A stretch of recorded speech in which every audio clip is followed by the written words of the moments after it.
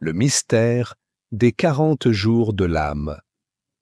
Une fois le nom divin insufflé au sein de l'âme, il devient le principe structurant qui, lors de la naissance de l'être humain, se manifeste à travers les instants de conscience. Dès lors, une réalité voilée lui est progressivement révélée, confirmant cette vérité selon laquelle chaque individu est façonné selon un nom divin spécifique par lequel Allah l'a conçu. Lorsque l'être humain entreprend la quête de ce nom primordial, il doit comprendre que celui-ci fut déposé en lui dès l'instant de la fécondation, au sein du ventre maternel, constituant ainsi l'élément fondamental à partir duquel il fut modelé en tant qu'être humain. Ce nom divin, en tant que témoin de la mission confiée aux 3 anges, s'est intégré dans l'essence même de son âme, devenant ainsi le fondement ontologique par lequel Allah l'a façonné. C'est en cela que l'on affirme que ce nom divin incarne ce que l'on nomme Ismallah al-A'zam, le nom suprême propre à chaque être humain. Or, dans le cadre des attributions divines, certains reçoivent la faveur d'Allah, qui leur accorde la possibilité de remonter aux origines de leur existence jusqu'à la révélation de ce nom primordial.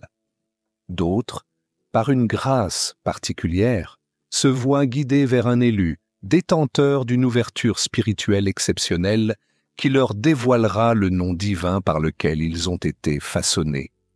Toutefois, il est essentiel de souligner que cette quête ne saurait être soumise aux limites de la rationalité humaine ni à une approche purement spéculative. Ce qui conduit nombre d'aspirants à l'échec, c'est précisément leur volonté d'en faire un objet de calcul. Il est fréquent, dans certaines traditions mystiques, d'entendre que l'on pourrait déterminer le nom divin par des méthodes de calcul ésotériques. Or, à ce sujet, il est impératif de rappeler que chaque science possède son domaine propre. Si l'on prétend découvrir ce nom par le biais du calcul, celui qui détient une ouverture spirituelle authentique sera nécessairement frappé de stupeur. Pourquoi ?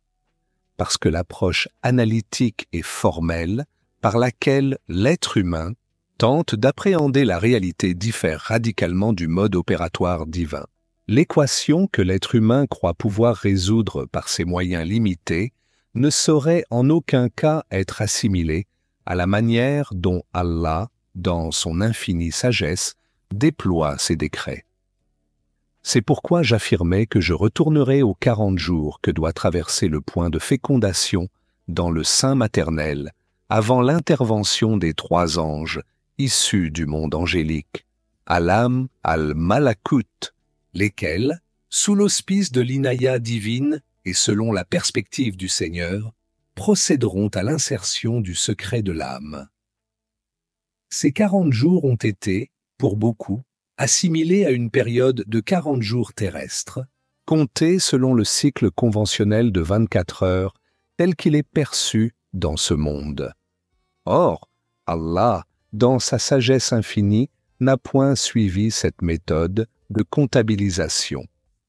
Lorsque ces 40 jours arrivent à leur terme, Allah s'adresse au monde angélique, Alam al-Malakut, sélectionne 3 anges et les investit d'une inayatu, et laquelle constitue une manifestation de son nom divin, afin qu'ils accomplissent leur mission d'insertion de l'âme dans le point de fécondation.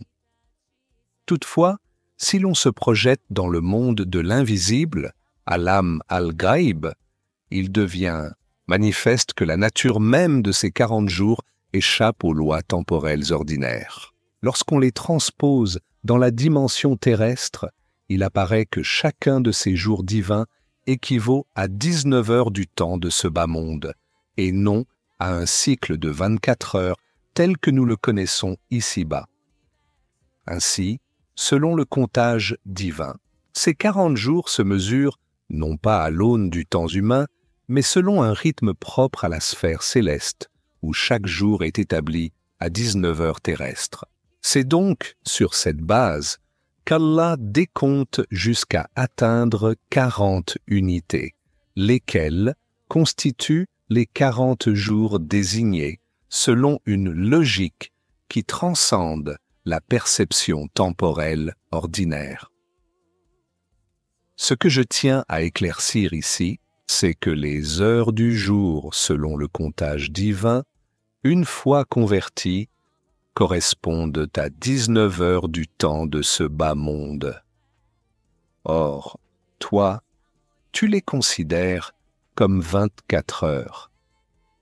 Si tu fondes ton calcul sur ces 24 heures conventionnelles, arriveras-tu réellement à retrouver ces heures selon la mesure divine? Cela vient confirmer la parole du Seigneur, dit « L'Esprit relève de l'ordre de mon Seigneur, et il ne vous a été donné de la science que peu de choses. » Sourate Al-Isra, verset 85. Ainsi, dans cette perspective, il apparaît clairement qu'Allah a enveloppé cette réalité d'un mystère destiné à être découvert tardivement, selon sa volonté. C'est pourquoi, lorsqu'on tente d'étudier ce phénomène, on se heurte à des voiles et des énigmes qui peuvent induire en erreur. Par exemple, nombreux sont ceux qui ont supposé qu'il s'agit d'un cycle de 24 heures par jour, alors qu'en réalité, les heures au cours desquelles Allah intervient, lorsque le point de fécondation est encore dans le sein maternel, une fois transposé dans notre dimension temporelle, révèlent que chaque jour divin correspond à 19 heures terrestres. Ainsi, Allah dénombre ces heures jusqu'à atteindre 40 unités, lesquels constituent les 40 jours désignés. C'est à ce terme précis qu'il contacte le monde angélique, leur confère une inayatu, symbolisant un nom divin, et leur assigne la mission sacrée d'insérer l'âme dans le point de fécondation. Dès lors, ce nom divin demeure, s'intégrant profondément au sein de l'âme. C'est lui qui devient l'ism Allah al-A'zam, propre à cet individu, ancrant en lui l'empreinte du décret divin qui le façonne. Dans le cadre de l'organisation divine, on observe les processus par lesquels Allah a voilé de mystère certains domaines, rendant leur compréhension inaccessible aux simples calculs et chiffres. C'est ainsi qu'il a établi un ordre particulier concernant ces 40 jours, laissant aux êtres de ce bas monde la latitude de calculer selon leur propre perception du temps. Tandis qu'ils comptent un cycle journalier en 24 heures, Allah, dans sa sagesse infinie, le quantifie en 19 heures. Ainsi, ces 19 heures répétées sur une période de 40 jours marquent un moment déterminant où le point de fécondation existe avant même l'intervention des anges. Ces derniers, investis d'une mission sacrée, sont envoyés par Allah avec l'appui d'une inayatu, une manifestation d'un nom divin, pour insuffler l'âme dans l'être en gestation. Ce processus, d'une subtilité prodigieuse, révèle que chaque mission confiée par Allah à un ange est accomplie avec une rigueur absolue, suivie d'un témoignage de l'ange en présence divine attestant l'exécution parfaite de sa tâche. L'organisation divine s'illustre dans ce cycle où le nom divin, garant du bon déroulement de la mission, témoigne en faveur des anges, puis s'intègre dans l'âme même du futur être humain. C'est à partir de ce nom divin qu'Allah façonne l'âme de chaque individu, de sorte que, lorsqu'il vient au monde et qu'il accède un jour à la connaissance de son Ism Allah al-Azam, c'est précisément ce nom qu'il découvre. Ce dévoilement est en réalité le fruit d'une dimension spirituelle ou mystique orchestrée par Allah, qui accorde à chacun une ouverture mystique en fonction de sa prédisposition et de son cheminement. Cette ascension spirituelle suit, elle aussi, un processus bien déterminé. Mais en revenant au processus le plus complexe, une question demeure. Quel type d'âme introduit-on au sein d'un organisme féminin ou dans celui de l'homme? Quelle est la nature de ces deux catégories d'âmes? La suite dans la prochaine vidéo.